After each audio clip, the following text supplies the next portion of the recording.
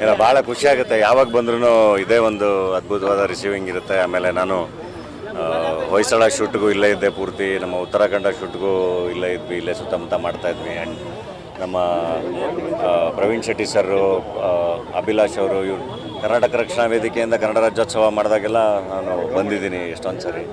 So ಭಾಳ ಖುಷಿಯಾಗುತ್ತೆ. And ಈ ಸರಿ ಬೆಳಗಾವಿ ಉತ್ಸವ ಇಷ್ಟು ಅದ್ದೂರಿಯಾಗಿ ನಡೀತಿರೋದು ನಮ್ಮ ಕರ್ನಾಟಕ ರಕ್ಷಣಾ ವೇದಿಕೆ ವತಿಯಿಂದ. ಆ್ಯಂಡ್ ಈ ಸರಿ ಶಿವಾನಂದ ನೀಲಣ್ಣನವರು ಅರ್ಪಿಸ್ತಾ ಇರೋದು ಭಾಳ ಖುಷಿ. ಆ್ಯಂಡ್ ಭಾಳ ಪ್ಯಾಷನೇಟ್ ವ್ಯಕ್ತಿ. ನಾನು ತುಂಬ ಇನ್ನೂ ಕಲ್ತಿಲ್ಲ, ನಾನು ಫೋನಲ್ಲಿ ಮಾತಾಡಿದ್ದಷ್ಟೇ. ಭಾಳ ಒಂದು ಪ್ಯಾಷನ್ನು, ಎನರ್ಜಿ ಇಟ್ಕೊಂಡು ಭಾಳ ಆದರ್ಶಗಳನ್ನ ಇಟ್ಕೊಂಡಿದ್ದಾರೆ. ತುಂಬ ಅದ್ದೂರಿಯಾಗಿ ಇಲ್ಲಿ ಆಚರಿಸ್ತಾ ಇದ್ದಾರೆ. ಭಾಳ ಒಳ್ಳೆಯದಾಗಲಿ. ಆ್ಯಂಡ್ ಅವ್ರಿಗೂ ಕೂಡ ಅವರು ಏನೇನು ಒಳ್ಳೆಯ ಕೆಲಸಗಳನ್ನ ಮಾಡಬೇಕು ಅಂದ್ಕೊಂಡಿದ್ದಾರೆ ಅದಕ್ಕೆಲ್ಲ ಇನ್ನೂ ಭಾಳಷ್ಟು ಶಕ್ತಿ ಸಿಗಲಿ ಅಂತ ಹೇಳಿ ಹಾರೈಸ್ತೀನಿ.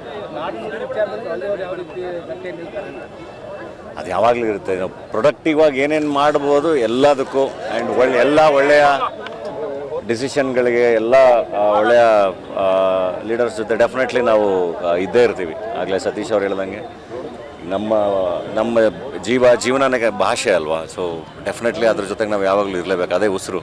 ಸರ್, ಇತ್ತೀಚೆಗೆ ಸ್ಟಾರ್ ಹೀರೋಗಳ ಅಭಿಮಾನಿಗಳ ನಡುವೆ ಕ್ಲಾಶಸ್ ಆಗ್ತಾ ಇದೆ, ಏನು ಹೇಳ್ತೀರಿ? ಇಲ್ಲ, ಅಭಿಮಾನಿಗಳಿಗೆ ಸಿನಿಮಾ ನೋಡಿ ಆರಾಮಾಗಿ ಖುಷಿಯಾಗಿ ಎಲ್ಲ ಕನ್ನಡ ಸಿನಿಮಾಗಳನ್ನೂ ನೋಡಿ. ಇನ್ನು ಐ ಥಿಂಕ್ ನಿಮ್ಮ ಬದುಕುಗಳು ದೊಡ್ಡದಲ್ವ, ಅದನ್ನು ಗಟ್ಟಿಯಾಗಿ ಕಟ್ಕೊಳ್ಳಿ. ಅದಕ್ಕಿಂತ ಖುಷಿ ಐ ಥಿಂಕ್ ನಿಮ್ಮ ಸ್ಟಾರ್ಗಳಿಗೆ ಬೇರೆ ಯಾವುದೂ ಇರಲ್ಲ. ಎಲ್ರಿಗೂ ಅವ್ರವ್ರ ಬದುಕಿರುತ್ತೆ, ಅವ್ರವ್ರ ತಂದೆ ತಾಯಿ ಇರ್ತಾರೆ, ಅವ್ರವ್ರ ಫ್ಯಾಮಿಲಿ ಇರುತ್ತೆ. ಅದು ಎಲ್ಲದಕ್ಕಿಂತ ಬಹಳ ದೊಡ್ಡದು. ಸೊ ಹೊಡೆದಾಡೋ ಅವಶ್ಯಕತೆ ಇಲ್ಲ. ಆರಾಮಾಗಿ ಎಲ್ಲ ಚೆನ್ನಾಗಿತ್ಕೊಂಡು ಎಲ್ಲ ಸಿನಿಮಾನು ಸೆಲೆಬ್ರೇಟ್ ಮಾಡಿ. ಇಷ್ಟ ಆದಾಗ ಹೇಳಿ, ಇಷ್ಟ ಆಗಲಿಲ್ಲ ಅಂದರೂ ಹೇಳಿ, ತಿದ್ಕೋತೀವಿ. ಸೊ ಎಲ್ಲ ಚೆನ್ನಾಗಿರೋಣ. Thank you.